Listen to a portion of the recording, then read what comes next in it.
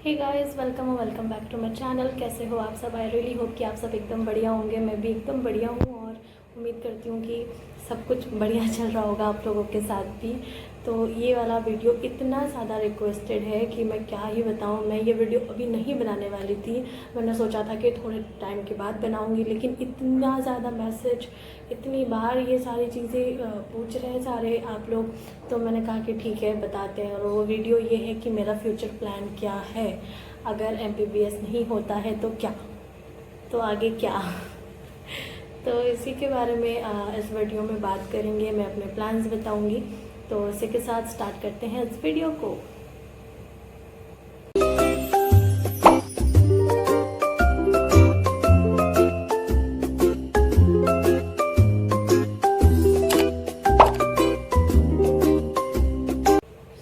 I don't know कहाँ से शुरू करूँ, बट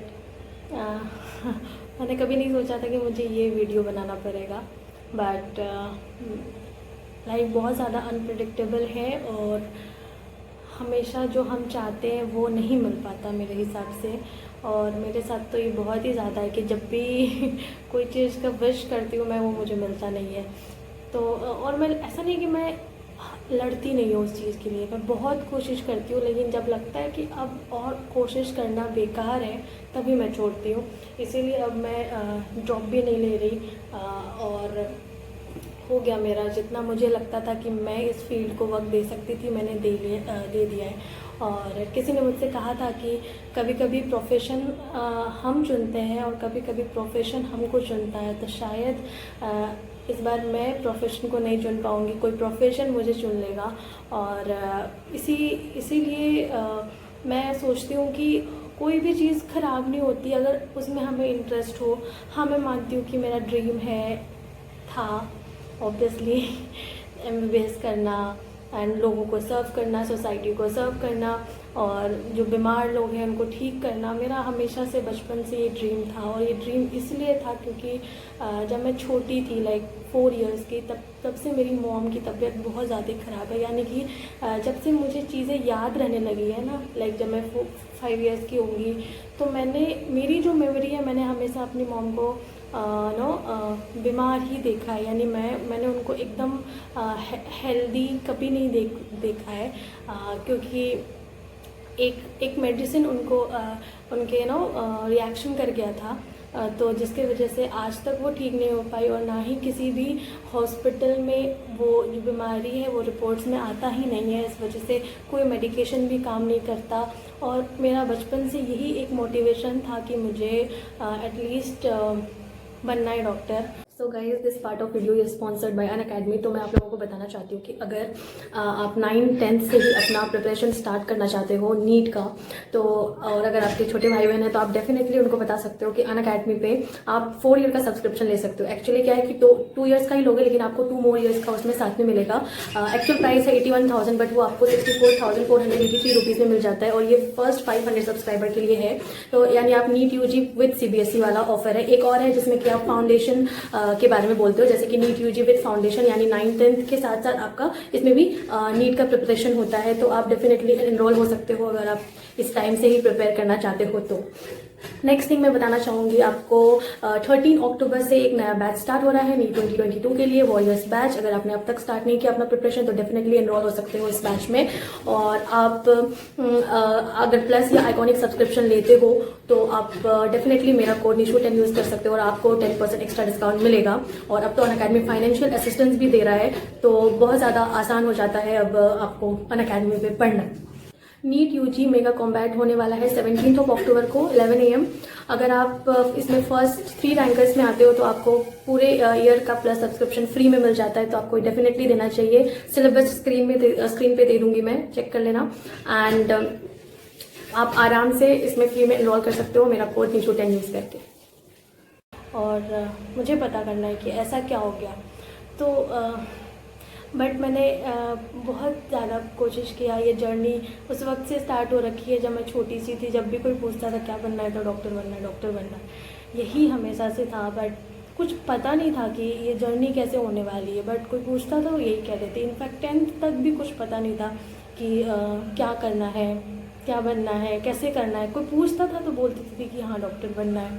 तो उस तरह से चीज़ें स्टार्ट हो गई। और टेंथ में टेंथ मुझे याद है, टेंथ के टाइम में मेरी मॉम की बहुत ज़्यादा तबीयत ख़राब हो गई थी। जब बोर्ड एग्ज़ाम हो रहे थे उस वक्त मॉम डैड दोनों ही दिल्ली में थे और मैं अकेले अपने एग्ज़ाम्स वगैरह मैंने दिया था। और फिर भी मैंने अच्छा स्कोर किया था टेंथ में। इसी वजह से मेरे पेरेंट्स ने मुझे बहुत ज़्यादा सपोर्ट किया कि तुम घर पे स्टडी में दिक्कत आएगी तो चलो कोटा में मेडिकल का प्रिपरेशन कर लेना, एंड साथ में 11th 12th भी होगा इस हिसाब से। तो मैं कोटा 10th के बाद ही चली गई थी। बट ये सारा कुछ मुझे नहीं पता था कि ये जर्नी इतना मुश्किल होता है और इतने सारे इसमें हर्डल्स होते हैं और हर हर्डल्स को क्रॉस करना बहुत ज़्यादा मुश्किल होते गया। वहाँ जाने के बाद पता लगा कि हम तो कुछ है ही नहीं।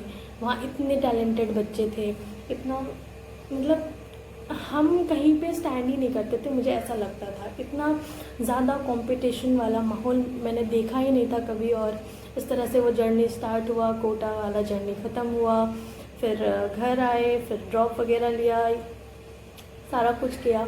But end of the day ऐसा नहीं है कि मैंने कोशिश नहीं की, मैंने बहुत कोशिश की। मेरे से जितना बन पाया मैंने पूरा किया है।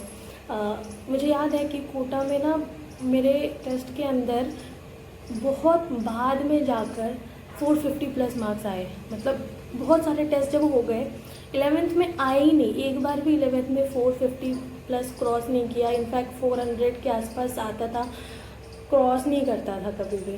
सोचो कितना मुश्किल रहा होगा, कितना डिमोटिवेशन, कितना ज़्यादा मतलब। और जब आपको कॉल आए घर से कि कैसा चल रहा है पढ़ाई, तो आप ये तो कहते थे कि हाँ पढ़ तो रहे हैं बट मार्क्स नहीं आ रहे अच्छे। ये कितना मुश्किल होता था, कितना डिमोटिवेशन होता था। और बहुत सारी ऐसी चीज़ें होती गई जिसके वजह से बार बार टूटते गए। एक ऐसा टाइम आया जब मैं पूरा डिप्रेशन में चली गई थी। ये लास्ट ईयर की बात है। और लास्ट ईयर की ही बात है। मुझे नींद नहीं आती थी रात भर। मैं कई महीनों तक मतलब मैंने लोगों से बात नहीं की। मेरी मतलब बोलचाल हल्के से बंद हो गई थी बिकॉज ऑफ नीट। मतलब मेरे लिए इतना ज़्यादा इम्पोर्टेंट था ये चीज़। बट मैंने सोचा है कि मैं जिस भी फील्ड में जाऊंगी वो डेफिनेटली उसी से रिलेटेड होगा जिसमें मैं किसी को हेल्प कर पाऊंगी, किसी को खुशी दे पाऊंगी, किसी को ठीक कर पाऊंगी। और इसीलिए मैंने ये डिसाइड किया है कि कोई नहीं, मैं अगर MBBS नहीं भी कर पाऊँ तो भी मैं लोगों की मदद कर सकती हूँ, और तो भी मैं कोई ऐसा फील्ड चुन सकती हूँ जिसमें मैं लोगों की हेल्प कर सकूँ। अब मैं आपको एक छोटी सी बात बताना चाहूँगी कि मेरे नाना जी जो है वो MBBS नहीं किए हुए हैं, बस उन्होंने ना थोड़ी बहुत उनको दवाई की नॉलेज है, बुक से पढ़े हैं उन्होंने। और वो हम मतलब गाँव में है, गांव में उनको सब कोई डॉक्टर साहब ही बोलते हैं क्योंकि उनकी दवाइयों से लोग ठीक होते हैं। मैं ये नहीं कहती कि ऐसा करना चाहिए, बट मैं क्या बोल रही हूँ, जब आपसे कोई ठीक होता है तब वो ये नहीं देखता आपका डिग्री क्या है, तब ये देखता कि आपने उनको ठीक कर दिया। ठीक है, तो मैंने वो आए थे अभी रिसेंटली भी, तो हालांकि उनको मतलब वो इतना ज़्यादा उनको लोग मानते हैं क्योंकि और उनकी मेडिसिन सच में काम कर जाती है। इनफैक्ट हमारे घर में हम लोगों को कुछ होता है तो हम लोग डॉक्टर के पास डायरेक्ट नहीं जाते, उनको कॉल करते कि दवाई बता दो। मेरे भाई को कुछ होता है तो हम लोग कभी भी किसी बच्चों के डॉक्टर के पास उनको लेकर नहीं गए, हमेशा नाना जी की दवाई से वो ठीक हो जाता है। तो कहने का मतलब हम किसी को ठीक करने के लिए हमें किसी डिग्री की हमेशा ज़रूरत नहीं होती। हमारा एक ऐसा एफ़र्ट हो सकता है जिससे हम लोगों की मदद कर सकते हैं। और मैं ये मानती हूँ कि हम अब जब अगर कोई चीज़ नहीं मिल रहा है कई कोशिशों के बाद भी, तो हम खुद को लूज़र तो नहीं बोल सकते क्योंकि हम लड़े हैं ना। अब हार और जीत तो साथ में आती है। हो सकता है इस लड़ाई में हमारी हार हो गई हो, लेकिन हमने ऐसे पीछे नहीं भागा, हमने बीच रास्ते में नहीं छोड़ा, ये मेरा मानना है। पिछले साल अगर मैं ये बात बोल रही होती तो मैं खुद को लूज़र समझती थी, बट अब मैं लूज़र नहीं समझती खुद को, क्योंकि मैंने अपना 100% दिया है इस चीज़ में। बाकी मेरा नहीं होता है, क्योंकि मैं आपको बताती हूँ मेरा जो पेपर गया था फिज़िक्स का बिल्कुल अच्छा नहीं गया था। और मैं बायो और केमिस्ट्री में ऐसा नहीं है कि मैं एकदम फुल मार्क्स लेके आ जाऊँगी, मैं कोई ऐसे टॉपर तो नहीं हूँ, मैं एकदम ना एवरेज स्टूडेंट हूँ। और मेरा बायो में भी थोड़ी बहुत गलती होगा, केमिस्ट्री में होगा, फिज़िक्स तो बेकार गया ही है। तो इसीलिए मैं कह रही हूँ कि मुझे MBBS नहीं मिल पाएगा। और तो अभी क्या मेरे माइंड में चल रहा है ये आप लोग जानना चाहते होंगे। तो मेरे माइंड में अभी ऐसे तो बहुत सारे ऑप्शन हैं, BDS, BAMS, BHMS, BUMS, veterinary और बहुत सारे और भी कोर्सेस हैं। बट मेरे घर पे और मेरे पेरेंट्स के साथ मेरा बात ज़्यादातर BDS और BAMS के लिए हो रहा है। बट मोस्ट प्रोबेबली मुझे BAMS बहुत अच्छा है, बट मेरी संस्कृत वगैरह बिल्कुल ठीक नहीं है और मैं शायद उस वजह से मैं भी उस फील्ड में ना जा पाऊँ। लेकिन मुझे इंटरेस्ट है उस फील्ड का लिए भी। बट मोस्ट प्रोबेबली मैंने और मेरे पेरेंट्स ने सोचा है कि मैं डेंटल कॉलेज ज्वाइन करूँगी। और इस बार कॉलेज जाना है ये फिक्स है, क्योंकि मैं और ड्रॉप नहीं लेना चाहती और मैं अपना और टाइम कह सकते हो वेस्ट नहीं करना चाहती। क्योंकि एक ड्रॉप लेने के बाद कोई ये गारंटी नहीं देता, या कोई इंसान या कोई भी चीज़ या खुद हम गारंटी नहीं ले सकते कि अगले साल हमारा एकदम पक्का है। तो इसीलिए मैं और रिस्क ना लेते हुए किसी एक फील्ड को चूज़ करते हुए आगे बढ़ना चाहती हूँ। और मैं अपने फेलियर्स से लोगों को हेल्प करना चाहती हूँ जो डॉक्टर बनना चाहते हैं। और ऐसे ये मेरा मोटिव है। और मैं मेरे से जितना हेल्प हो पाएगा, जिस लेवल का अंडरस्टैंडिंग मेरे अंदर आया है इन कुछ सालों में जो मैंने नीट का प्रिपरेशन किया है, वो मैं आपके साथ शेयर करना चाहती हूँ। मेरी मिस्टेक्स, मेरी एक्सपीरियंसेस, और उससे कुछ लोगों को मदद मिलता है। कुछ लोग ऐसे भी हैं जो कमेंट करते हैं कि तुम अभी कितने पानी में हो, पहले खुद का सिलेक्शन ले लो, ये वो बहुत कुछ। उनको भी रिप्लाई देने का वक्त आ रहा है, दूँगी, अभी नहीं। बट मैं इतना कहना चाहूँगी कि अगर आपको लगता है ना कि सिर्फ आपको एम्स का टॉपर या किसी मेडिकल कॉलेज का स्टूडेंट ही आपको सजेस्ट कर सकता है, तो उस हिसाब से तो आपको मतलब जहाँ पे भी आप इंस्टीट्यूट में पढ़ रहे हो, आपके पेरेंट्स, आपके फ्रेंड्स, आपके बड़े भाई बहन, सबको MBBS होना चाहिए। ऐसा तो नहीं हो रहा, लेकिन हर जगह MBBS तो नहीं है आपको अच्छे गाइडेंस देने के लिए। तो अगर मैं MBBS नहीं भी कर रही हूँ तो मेरी जो थॉट्स है, मेरी जो एक्सपीरियंसेस है, अगर वो मैं शेयर करती हूँ और उससे आपको हेल्प मिलता है तो इसमें बुराई क्या है, मैं ये जानना चाहती हूँ। क्योंकि हर कोई तो MBBS नहीं है ना आपको बताने वाला। आपके माइंड में पता नहीं किसने सेट कर दिया है कि बस जो MBBS करता है उसी की बात सुनो। तो अगर आप उनमें से हो तो देन मत देखो मेरे वैसे वीडियोस। अगर आपको वो वाले वीडियोस ऐसा लगते कि ये क्या सजेस्ट करेगी, कोई दिक्कत नहीं है। बट बहुत से ऐसे लोग हैं जो मुझे पर्सनली मैसेज करते हैं कि दीदी बता दो बता दो बता दो, तो मैं उनको बता देती हूँ। क्योंकि मुझे लगता है कि एक फेल हुआ इंसान ज़्यादा बता सकता है कि फेल कैसे हो सकते हैं। जिन्होंने सक्सेस को पा लिया है उनको ये कहाँ पता है कि फेल भी हुआ जाता है।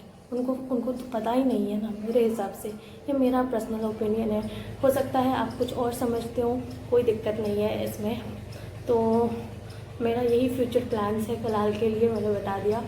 और थोड़ा सा लंबा हो गया है वीडियो, थोड़ा सा इमोशनल टाइप का हो गई मैं, बट ठीक है, जो भी है अच्छा है। आप लोग एक फैमिली की तरह हो, आपको इन्फॉर्म करना मेरा काम था। और कई दिनों से पूछ रहे थे आप लोग, तो मैंने सोचा कि जल्दी से बता ही दूँ, अब आप लोगों को और वेट ना कराऊँ। और यही सारा प्लान है मेरे पास अभी। और आगे जैसा जैसा अपडेट आता रहेगा मैं बताते जाऊँगी। तो आई होप आपको ये वाला वीडियो पसंद आया हो। अगर पसंद आया हो तो देन प्लीज़ लाइक करना, एंड नए हो तो देन सब्सक्राइब करो प्लीज़। इस फैमिली को और बड़ा बनाओ ताकि हम एक दूसरे का एकजुट होकर मदद कर पाएँ एक दूसरे से। और बाकी बात फिर अगले वीडियो में करेंगे। बाय।